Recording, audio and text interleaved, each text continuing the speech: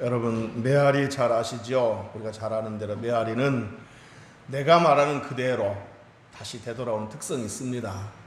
산에 올라가서 야 바보야 그러면 야 바보야 하고 내가 말한 그대로 메아리쳐 되돌아옵니다. 또 사랑해 그러면 사랑해 하고 내가 말한 그대로 다시 되돌아옵니다. 거울도 마찬가지입니다. 거울도 내가 웃으면 거울도 내가 웃는 그대로 거울도 웃고, 내가 찡그리면 거울도 내가 찡그리는 대로 그대로 찡그립니다. 여러분, 제가 메아리와 거울 이야기를 했는데 이 두 이야기는 뭘 말하고 있습니까? 내가 다른 사람들에게 말한 그대로, 내가 다른 사람들에게 대하는 태도 그대로 다시 나에게로 되돌아온다, 이런 교훈을 주고 있다는 겁니다. 오늘 본문 12절에 예수님께서 남에게 대접을 받고자 한다면 먼저 남을 대접하라, 이렇게 말씀하셨습니다. 이 말씀은 남이 나를 대접해 주기를 바란다면 내가 먼저 남을 대접할 줄 알아야 된다, 그런 말씀입니다.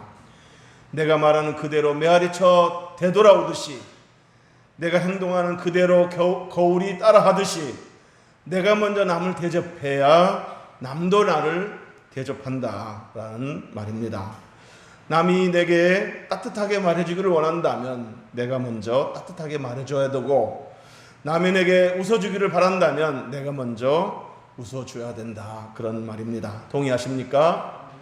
자, 그런데 여러분, 예수님께서 남에게 대접을 받고자 한다면 먼저 남을 대접하라 라고 말씀하셨을 때 그 말씀 앞에 어떤 접속사가 붙어 있습니까? 그러므로라는 접속사가 붙어 있습니다. 우리가 남에게 대접을 받고자 하는 대로 남을 대접하라, 이 말씀 자체를 이해하는 데는 어려움이 없습니다. 무슨 말인지 금방 이해가 됩니다. 그런데 그러므로라는 이 접속사가 좀 이해가 되지 않는다는 얘기입니다. 왜냐하면 그러므로라는 이 접속사는 앞에 말과 뒤에 말이 뭔가 연관이 있을 때 쓰는 말 아니겠습니까? 근데 오늘 본문을 보면 7절부터 11절까지는 기도에 관한 내용인데, 기도에 관한 내용을 하시고서 그러므로 남에게 대접받고자 하는 대로 너도 남을 대접하라, 이렇게 말씀하셨다는 거예요. 연관성이 없어 보인다는 얘기입니다. 보세요. 구하라 주실 것이다, 찾으면 찾을 것이다, 문을 두드리라 그러면 열리게 될 것이다, 아들이 떡을 달라는데 돌을 줄 아버지는 없고 생선을 달라는데 뱀을 줄 아버지는 없다, 하물며 하늘에 계신 우리 아버지께서 구하는 자에게 좋은 것으로 주시지 않겠느냐, 이렇게 기도에 관한 내용을 말씀하시고서 그러므로 남에게 대접받고자 하는 대로 너도 남을 대접하라, 이렇게 말씀하셨다는 거예요. 이 그러므로는 단어가 앞에 말씀과 뒤에 말씀이 좀 연관성이 없어 보인다는 얘기입니다. 좀 어색하게 느껴진다는 겁니다. 하지만 예수님께서 이 그러므로라는 단어를 쓰셨을 때 연관성이 없게 말씀하실 리가 없습니다. 분명히 연관성이 있으니까 이 그러므로라는 단어를 쓰셨을 거라고 우리는 믿는다는 겁니다. 그러면 어떤 연관성이 있는가? 지금부터 그 연관성을 한번 찾아보도록 하겠습니다. 자, 오늘 본문에서 예수님께서 기도에 관한 내용을 말씀하시면서 하나님을 뭐라고 이렇게 부르라고 하셨습니까? 하나님에게 대한 어떤 호칭이 주어졌습니까? 하늘에 계신 너희 아버지, 이렇게 하나님을 아버지라고 부르라고 하셨습니다. 자, 그런데 사실 저와 여러분은 하나님을 아버지라고 부를 수 있는 존재가 아니었습니다. 하나님을 아버지라고 부를 수 있는 분은 오직 예수님밖에 없습니다. 우리는 원래 어떤 존재입니까? 죄로 말미암아 죽을 수밖에 없는, 죽어 마땅한, 영원 지옥 형벌을 피할 수 없는 죄인이고, 하나님과 원수된 관계이고, 하나님의 그 진노를 받을 수밖에 없는, 성경대로 진노의 자식이었습니다. 사탄의 자식이었습니다. 그런데 어떻게 우리가 하나님을 아버지라고 부를 수 있게 되었습니까? 요한복음 1장 12절에 보면 영접하는 자, 곧 그 이름을 믿는 자들에게는 하나님의 자녀가 되는 권세를 주셨으니 라고 했습니다. 자, 그러니까 하나님께서 죄인들을 대신해서 십자가 못 박게 못 박혀 죽게 하신 그 예수 그리스도를 믿고 영접하기만 하면 하나님의 자녀가 되는 특권을 주시겠다고 하셨습니다. 이 말은 곧 하나님을 누구라고? 아버지라고 부를 수 있는 특권을 주셨다는 말입니다. 그래서 예수님 덕분에, 예수님 공로로 우리가 구원받게 되었을 뿐만 아니라, 죄 용서받게 되었을 뿐만 아니라 하나님의 자녀 되었고 하나님을 아버지라고 부를 수 있는 그런 특권을 얻게 된 겁니다. 믿습니까? 그런데다가 예수님께서 하나님을 어떤 분으로 또 설명했습니까? 하나님이 어떤 분이다, 그분은 어떤 성품을 가지셨다, 이렇게 표현했습니까? 오늘 본문에 보면 자식이 떡을 달라고 하는데 돌을 줄 아버지가 없고, 생선을 달라고 하는데 뱀을 줄 아버지는 없다. 아무리 악한 아버지라도 자식에게는 좋은 것을 주고 싶어 한다. 하물며 하늘에 계신 너희 아버지께서 구하는 자에게 좋은 것으로 주시지 않겠느냐라고 말씀하셨습니다. 그러니까 예수님은 하늘에 계신 우리 아버지를 설명하실 때 뭐든지 주고 싶어 하시는 아버지, 좋은 것으로 주고 싶어 하시는 아버지, 아낌없이 주고 싶어 하시는 아버지로 표현하셨다는 얘기입니다. 그리고 나서 예수님께서 그러므로 무엇이든지 남에게 대접을 받고자 하는 대로 너희도 남을 대접하라, 이렇게 말씀하신 겁니다.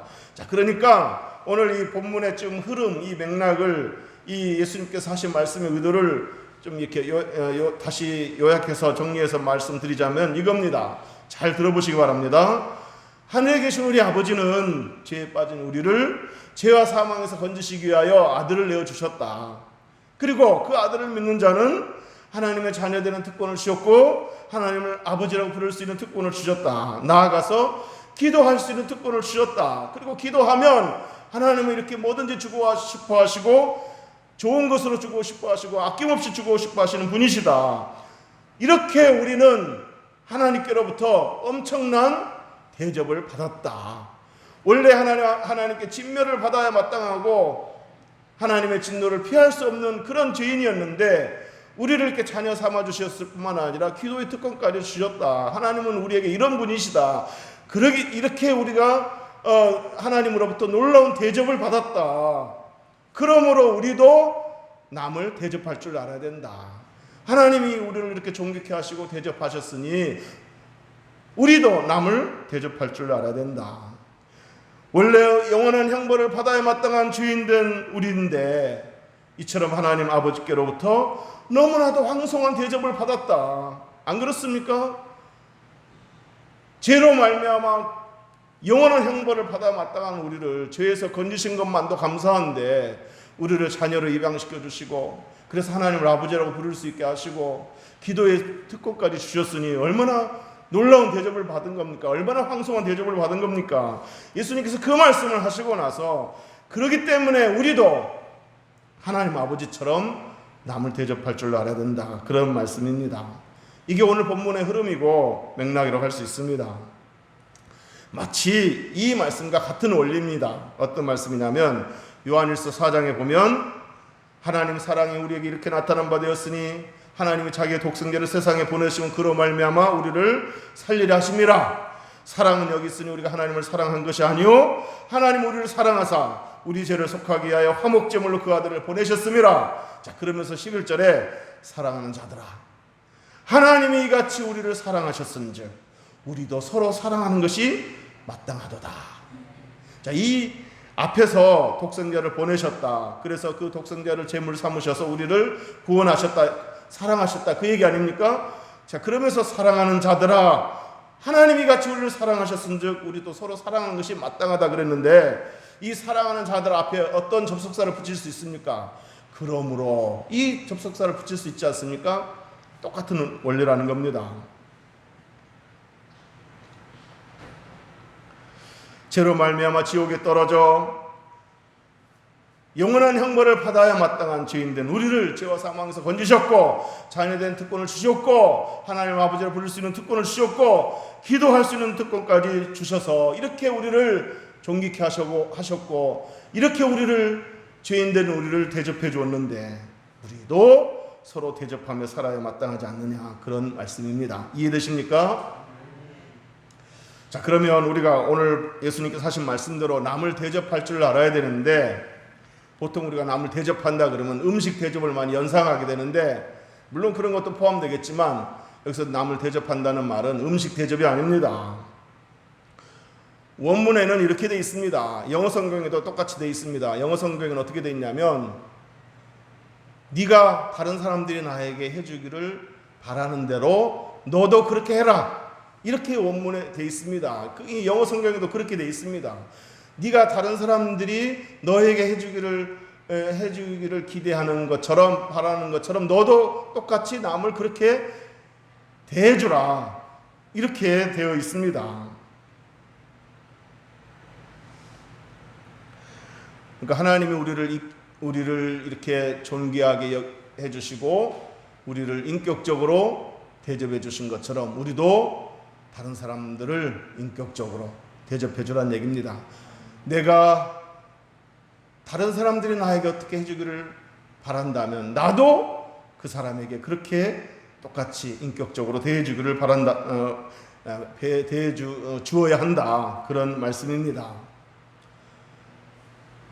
하나님의 아들 예수님도 사람들을 대할 때 인격적으로 대해 주셨습니다. 자, 그러니까 남을 대접하라는 말은 음식 대접 이런 것도 포함되지만 다른 사람을 인격적으로 대해 주라. 내가 다른 사람들로부터 인격적으로 대접받기를 원한다면 나도 다른 사람을 대할 때 인격적으로 대해 주라, 그 말씀입니다. 그런데 하나님의 아들 예수님도 그것을 그대로 실천하셨습니다. 인간을 대할 때 인격적으로 대해 주셨습니다.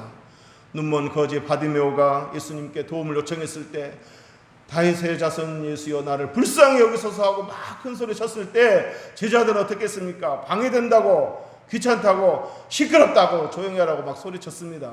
그렇지만 예수님은 그 거지 바디메오를 가까이 오게 해서 인자한 말로 바디메오야 내가 너에게 무엇하여 주기를 원하느냐, 이렇게 물으셨습니다. 또 문둥병 걸린 자들을 만났을 때도 예수님은 그들에게 다가가서 그 진물 나는, 그 더럽고 냄새나는 그들의 손을 잡아주셨습니다. 또 그런가 하면 예수님은 당시 손가락질 받는 세리들, 죄인들이라고 손가락질 받는 죄인들과 같이 식사를 나누기도 하셨습니다. 그것을 지적질하는 바리새인들에게 나는 죄인들을 위해서 왔다, 의인들을 위해서 온 것이 아니다 라고 하면서 죄인들과 식사하는 것을 꺼리끼지 않으셨습니다. 뿐만 아니라 예수님은 어린아이들이 예수님이 있는 곳에 막 와서 떠들게 하고 막 그랬을 때 어린아이들의 그 부모가 어린아이를 안고 예수님에게 와서 예수님이 한번 안아주시기를, 기도해 주시기를 원했을 때 제자들은 쫓아내려고 했습니다. 얘들은 가라 하고 쫓아내려고 했습니다. 하지만 예수님은 어린이들을 가까이 오게 해서 그들을 안아주셨고 축복 기도까지 해주셨습니다. 그리고는 이렇게 말씀하셨습니다. 삼가 이 작은 자 중에 하나도 업신여기지 말라. 어린아이라고 해서 함부로 대하지 말고 인격적으로 대해주라는 말씀입니다. 여러분, 내가 부모라고 내 아이가 내 자식이라고 비인격적으로 함부로 대해서는 안 됩니다. 물론 그렇다고 자식을 양육할 때 야단도 치지 말고 매도 들지 말라는 얘기는 아닙니다. 여러분, 야단치고 매를 드는 것과 비인격적으로 대하는 것과는 별개의 문제입니다. 매를 들고 야단을 쳐도 인격적으로 할 수 있습니다. 그런데 그게 아니고 비인격적으로, 감정적으로 아이들을 다루지 말라는 얘기입니다. 어쨌든 예수님은 죄인들, 병든 자들, 소외된 자들, 가난한 자들, 어린아이들을 대하실 때 인격적으로 대하셨습니다. 이것이 다른 사람을 대접하는 태도입니다. 예수님께서 너희도 남을 대접하라라고 말씀하셨을 때는 다른 사람의 나에게 인격적으로 대해주기를 원하는 것처럼 우리도 다른 사람을 인격적으로 대접하라는 그런 말씀입니다. 바울도 예수님을 본받아서 이렇게 말했습니다. 에베소서 6장 9절에 보면 상전들아 너희도 그들에게 이와 같이 하고 위협을 그치라. 상전이라고 해서 종들을 다룰 때 막 위협적으로 다루지 말라는 얘기입니다. 그러면서 너희의 상전이 하늘에 계시고 그에게는 사람을 외모로 취하는 일이 없는 줄을 너희가 알미라. 하나님도 우리를 외모로, 겉으로만 판단하시지 않고 겉으로 겉모습만 보고 대하시지 않는다는 겁니다. 그러므로 너희도 종들을 대할 때 그렇게 함부로 대하지 말라, 비인격적으로 대하지 말라, 그런 말씀입니다. 디모데전서 5장에서는 이렇게 또 바울이 권면했습니다. 늙은이를 꾸짖지 말고 권하되 아버지에게 하듯하며. 그러니까 늙었다고 무시하지 말라는 겁니다. 나이 들어 늙었다고 무시하고 함부로 대하지 말라는 겁니다. 그러면서 젊은이에게는 형제에게도 하고 늙은 여자에게는 어머니에게 하듯하며 젊은 여자에게는 온전히 깨끗함으로 자매에게 하듯하라. 참 과부인 과부를 존대하라. 과부를 존대하라 그랬습니다. 그러니까 늙은 사람이라고 여자라고 과부라고 함부로 대하지 말고 무시하지 말고 인격적으로 대해주라, 그런 말입니다. 그런가 하면 바울은 빌립보서 2장 3절에서 겸손한 마음으로 각각 자기보다 남을 낮게 여기라, 이렇게 권면했습니다. 자기보다 남을 낮게 여기라는 말은 눈으로 볼 때 나보다 별 볼 일 없는 사람이다 라고 생각하고 함부로 대하지 말라는 겁니다. 나보다 남을 낮게 여기라, 존중히 여기라는 얘기입니다. 이게 바로 남을 대접하는 태도입니다. 로마서 12장 10절에서는 형제를 사랑하여 서로 우애하고 존경하기를 서로 먼저 하라. 존경하기를 서로 먼저 하라. 서로 존중히 여기라는 겁니다. 이게 바로 남을 대접하는 태도입니다. 영국 수상 윈스턴 처칠에게 누군가가 이런 질문을 했습니다. 참 이 윈스턴 처칠은 영국사에서 영국 국민들에게 참 존경받는 대통령이었는데 그 어느 인터뷰 때 기자가 이런 질문을 했다고 합니다. 당신처럼 존경받는 인격을 갖추려면 어떻게 해야 됩니까? 당신처럼 많은 국민들로부터 이렇게 존경받으려면 어떻게 해야 됩니까? 그때 처철은 빙긋이 웃으면서 이렇게 대답했다고 합니다. 글쎄요, 비결 같은 건 없습니다. 그저 상대방을 미소 짓게 하려면 내가 먼저 미소 지으면 됩니다. 다른 사람에게 관심을 받고 싶으면 먼저 관심을 보이시면 됩니다. 다른 사람들에게 칭찬을 듣고 싶으면 먼저 칭찬하십시오. 그러면 다른 사람들도 그렇게 당신을 그렇게 대접할 것입니다. 이렇게 말했다고 합니다. 여러분, 예수님께서 내 이웃을 내 몸과 같이 사랑하라고 말씀하셨는데 이 말씀은 이웃을 사랑할 때 내가 내 몸을 사랑하듯, 그러니까 네 이웃을 네 몸과 같이 사랑하라 이렇게 말씀하신 것은 이웃을 사랑할 때 내가 내 몸을 사랑하듯 이웃을 사랑하라는 얘기 아니겠습니까? 그렇다면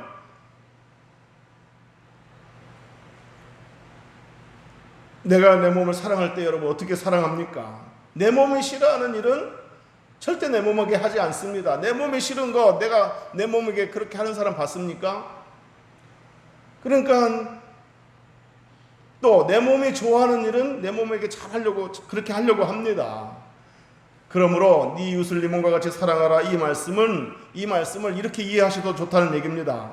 네가 싫으면 남도 싫을 것이니 네가 싫은 말이나 행동 남에게 하지 말고 네가 좋으면 남도 좋을 것이니 네가 좋은 거 남에게도 해주라. 이게 바로 네 이웃을 네 몸과 같이 사랑하라는 말씀이라는 겁니다.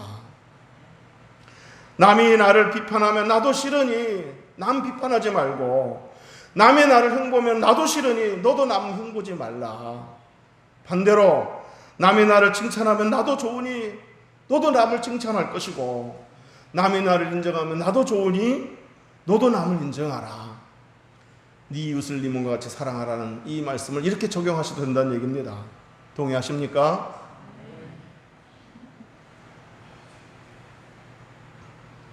이제 말씀을 정리하도록 하겠습니다. 하나님이 죄인된 우리를 사랑하시되 아들까지 내어주셔서 아들을 내어주셔서 우리를 자녀 삼아주셨습니다. 하나밖에 없는 자기 아들을 내어주셔서 우리를 자녀 삼아주셨습니다. 그리고 우리로 하여금 하나님을 아바 아버지라고 부를 수 있게 하셨습니다. 그리고 우리에게 기도할 수 있는 기도의 특권까지 주셨습니다. 아버지 하고 기도하라고 하셨습니다.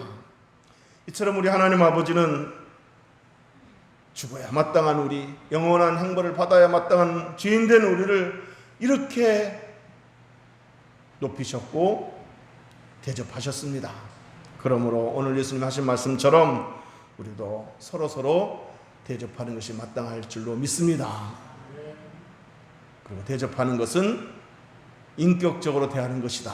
이 말씀을 꼭 기억할 수 있기를 바랍니다. 배우자가 나를 인격적으로 대해주기를 원한다면 내가 배우자에게 인격적으로 먼저 대하는 것입니다. 교우들이 나를 인격적으로 대해주기를 원한다면 나도 교우들을 인격적으로 대해 주어야 됩니다. 직장에서도 마찬가지고 이웃 사회에서도 마찬가지입니다. 사랑하는 성도 여러분, 교회 안에서 내가 먼저 교우들을 대접하고, 가정에서 내가 먼저 내 배우자를 대접하고, 직장에서 내가 먼저 동료들을 대접하고, 이웃 사회에서 내가 먼저 이웃을 대접하는 저와 여러분이 되셔서 하나님께 영광이 되고 많은 사람들에게 기독교에 대한 좋은 이미지를 심어주고 또 하나님께 영광을 돌려드리는 저와 여러분 될 수 있기를 주의 이름으로 축복합니다. 기도하겠습니다.